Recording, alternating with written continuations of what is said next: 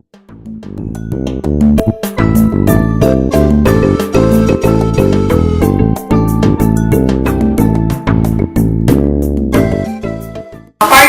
and friends in media, good noon to you all. More than 20 years ago, exactly in 1982, the United Nations adopted the International Plan of Action on Aging during the first World Assembly on Aging. Now, this plan recognized that population aging has a profound impact on all facets of human life. First, from an economic perspective, it affects economic growth, savings, investment and consumption, labor markets, pensions, taxation, and even intergenerational transfers. From a sociological viewpoint, population aging affects health and health care, family composition, and living arrangements. Also, there's the issue of housing, of course, and migration. Politically, aging can influence voting patterns and representation. Now, the trend towards older population is largely irreversible, with the young population of the past unlikely to occur again. The proportion of older persons is projected to reach 21% by 2050. The number of older persons in the world will exceed the number of young for the first time in history. And in fact, in 1998, the historic reversal in relative proportions of young and old has already taken place in many developed regions. Marked differences exist between geographic regions in the number and proportion of older persons. In the more developed regions, about 1/5 of the population of age 60 or older in the year 2000. And by 2050, that proportion is expected to reach 1/3. But in the less developed regions, only 6% of the population is currently over the age of 60. But by 2050, older persons will make up nearly 20% of the population. Now, in the Philippines, we were given information about the average life expectancy. And we noted that, of course, females have higher life expectancy than that of males. So for men, it's about 68, for women, 72.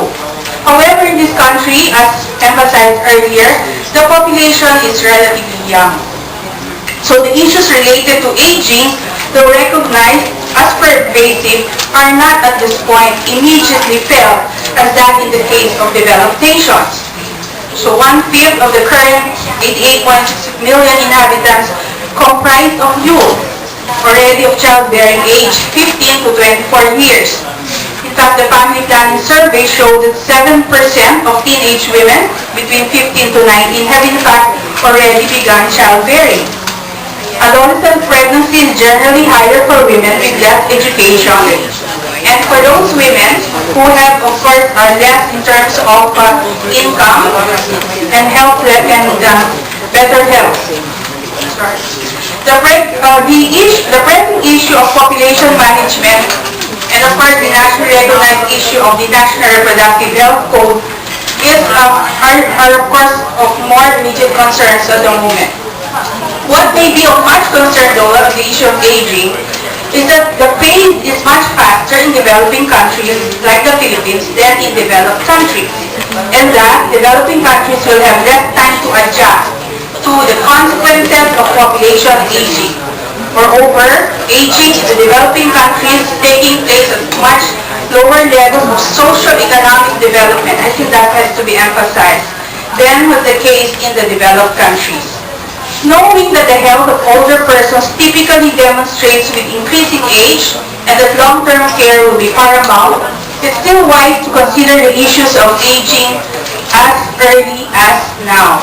So, we do recognize the parent support ratio, the ratio of the population 65 or older to those aged 50 to 64, provides an indication of the support that families may need to provide their older members. Of course, it was emphasized the issue of culture. The cultural aspects of support for senior citizens are already inherent in Philippine culture, and even through the policies in place, it is the need for further institutionalizing this support to a wider application and reach is still that avenue that needs to be further explored. We heard the expanded Senior Citizens Act of 2003, and of course, there's this much concern about the future demands for a more comprehensive manner to address population aging and its consequences on the economy and health. So quality of life also means quality of health. So earlier it was emphasized, it's not the length of the life, but it is more of the quality of that life that should be emphasized.